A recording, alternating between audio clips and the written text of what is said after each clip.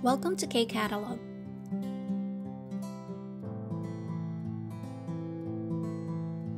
Level 2 Unit 15 ng textbook, page 170. Nasa Munhwa Jongbu po yung ating topic. So, culture and information. Title ng ating passage, Hanguk Hwasae. So, jikwi, ibig sabihin po niyan, position. Okay? Tapos yung jik is from the word jikjang. Yung ibig sabihin po niyan is sa trabaho. Okay? So, ibig sabihin po niyan, position in a Korean company. So, ano-ano yung mga position na meron sa Korean company? Basahin po natin. 회사에는 여러 직위가 있습니다. 최근에는 직위의 이름이 다양해졌지만 전통적인 직위 명칭은 사장, 부사장, 전무, 상무, 이사, 부장, 차장, 과장, 대리, 사원입니다. 대체로 사원으로 입사한 후에 일정 기간 일을 하고 능력을 인정받으면 단계적으로 승진을 합니다. Okay, so ano po yung ibig sabihin niyan? Again, no, yung title ng article natin or passage is yung mga positions in Korean company. So sabi, sa opisina daw or sa isang company ay may mga positions kung tinatawag. 여러 직위, iba't ibang klaseng position. 최근에는 직위가 이름이 다양해졌지만, so 다양하다. So ibig sabihin po ng 다양하다 is various. Tapos nakalagay dyan, 졌지만. So ibig sabihin nagbago na. So parang from before, may pagbabagong nangyari. Okay, so ibig sabihin niya dito, 최근은, so recently or in recent years, yung traditional title daw is naging iba-iba na. Pero kung i-check daw yung traditional na position sa isang company, so 명칭, ibig sabihin po ng 명칭 is yung tawag. Okay? So ito daw po yon. We have sajang. So ano ba yung sajang? Pwedeng isipin natin yung pinakamataas, president. And then busajang, vice president.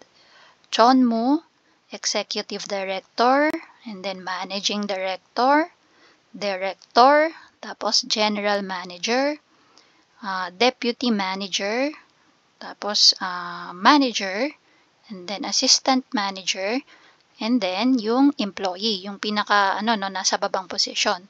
So per company, again, iba-iba po yan.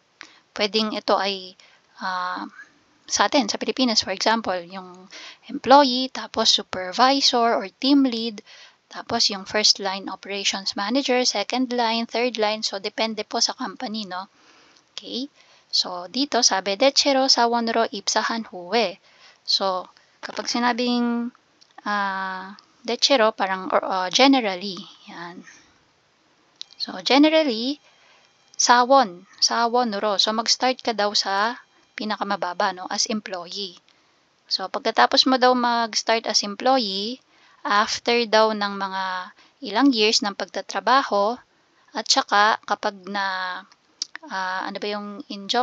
kapag na-recognize yung iyong skills, okay, sa trabaho, then that time, 단계적으로, so by level, no, ikaw daw ay pwedeng ma-promote. So, patalon pataas. Kumbaga, aangat from employee to supervisor, and then magiging first line manager, second line, yan po. Okay, so yun po yung sabi sa ating passage. Try nating sagutan yung questions. Number 1, 한국 회사에는 어떤 직위가 있어요? So, ano daw yung position na meron sa isang Korean company? So, yung pinakasagot po dyan is, ito pong second sentence. 최근에는 ayan, hanggang sa 사원입니다. Next, number 2. 과정보다 높은 직위는 무엇이에요? So, 과장보다. So, bukod daw dun sa, or compared kay 과장 daw, ano daw yung mas mataas na position? Okay, so asan ba si 과장? Ito si 과장. So, ano ba yung kasunod ni 과장? 차장. Okay, so pabaligtad tayo kasi ito yung pinakamababa, no, si sawon. So kung isipin natin pataas, papunta tayo sa kaliwa. So, dairy, gwajang. Then, next kay gwajang is si chajang. So, sagot natin dito is 과장보다 높은 직위는. So, start tayo dyan. Tapos, dugtong lang natin si chajang, sorry. chajang이에요. Yan. Tapos, number 3, 여러분 나라의 회사에는 어떤 직위가 있어요? So, ikaw naman, kung halimbawa sa Pilipinas ka, yan. So, ano mo lang, no? Describe mo lang, ano-ano ba yung position, from what.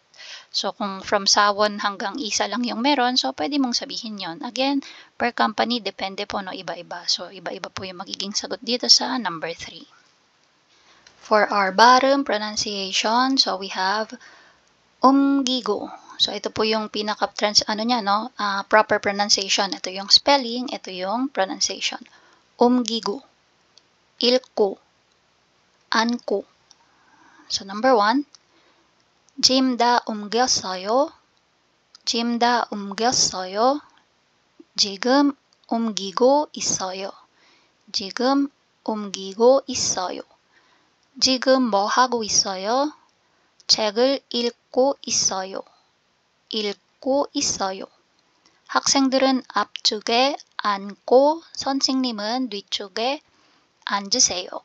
Again, 학생들은 앞쪽에 앉고 선생님은 뒤쪽에 앉으세요. 네, 알겠습니다. Now, para sa ating 배운 o hiwagin, we have 서류 documents, 명함 business card, 사원증 company ID, so yan po yan.